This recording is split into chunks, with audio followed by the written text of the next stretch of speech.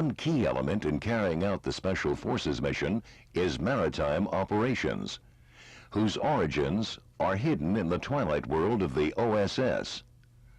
The Office of Strategic Services was a World War II civilian agency of the Joint Chiefs of Staff.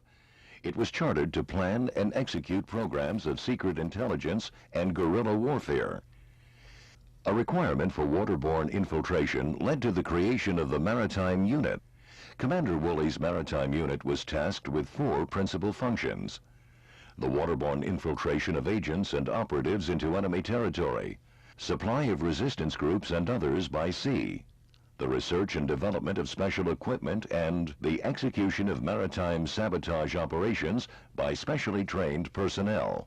My name is Dr. Chris Lambertsen, and in 1940 I developed the first original underwater respiratory unit, breathing oxygen, and it was designed for rescue work of swimmers, and went on from there to design further forms of rebreathing apparatus aimed at military operational swimming. In 1942, I assisted Lieutenant Jack Taylor and Commander Woolley in evolving what is a new weapon system, the operational swimmer, underwater operational swimmer. In April 1943, I received a commission from the United States Army as a medical officer. In the fall of 1943, Commander Woolley expanded the OSS Underwater Swimmer Program. Potential operatives were recruited from all branches of the armed forces. Preliminary training was conducted on the southern coast of California. Training included the use of rubber boats and paddle boards, pool work, and small unit tactics. Advanced training was conducted in the Bahamas. This training involved underwater swimming, maritime sabotage, and hydrographic reconnaissance. During the course of the war, OSS trained and fielded over 80 operational swimmers. These swimmers were organized into operational swimmer groups.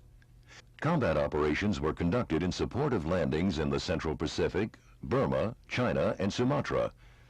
In September of 1944, at the request of the United States Navy, the OSS conducted a landmark sabotage exercise in Guantanamo Bay, Cuba. The Navy's complex network of physical barriers, passive detection devices, and aggressive harbor patrols was state-of-the-art. It was a formidable defense against anyone attempting to attack the anchorage. Under cover of darkness, the operational swimmers left the submarine, paddled in rubber inflatable boats, accomplished destruction of parts of the nets, and infiltrated the harbor, and undetected sank a target vessel within the harbor. For the next 30 years, the United States Navy actively pursued an effective countermeasure. As the war ended, all military forces were being drawn down. The Office of Strategic Services was no exception. In October 1945, by executive order, the OSS was dissolved. Lambertsen, however, continued to promote the importance of maritime operations within the armed forces. In 1947, the United States Army evaluated and approved the use of the Lambertsen Amphibious Respiratory Unit. The following year, Dr. Lambertsen assisted the United States Navy in the deployment of UDT personnel from a submerged submarine. The real Navy interest was accomplishing use of operational swimmers over long distances. In carrying out the training, the first exit from an underway submarine was carried out by Commander Douglas Fain and me with no difficulties at all. In 1952, Lambertsen and a colleague coined the acronym SCUBA for Self-Contained Underwater Breathing Apparatus in a pamphlet published by the National Research Council. That same year, Lambertsen served on a landmark underwater swimmer panel that analyzed the potential of scuba for the Office of Naval Research. The goal of the panel and its technical discussions was to plan the matching of the human capability with the development of equipment. This included also determining the potential of individual types of equipment in comparison with each other, including open system apparatus and closed oxygen rebreathing apparatus.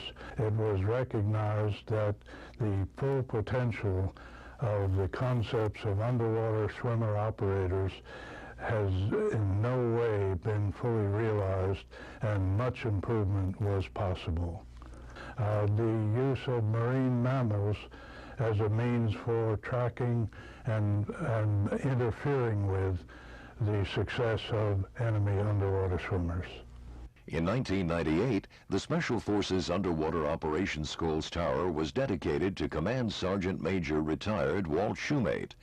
The same year, the Special Warfare community formally acknowledged Christian J. Lambertsen as the father of combat swimmers, and the OSS operational swimmers were formally inducted into the Special Forces Regiment and presented with the Green Beret.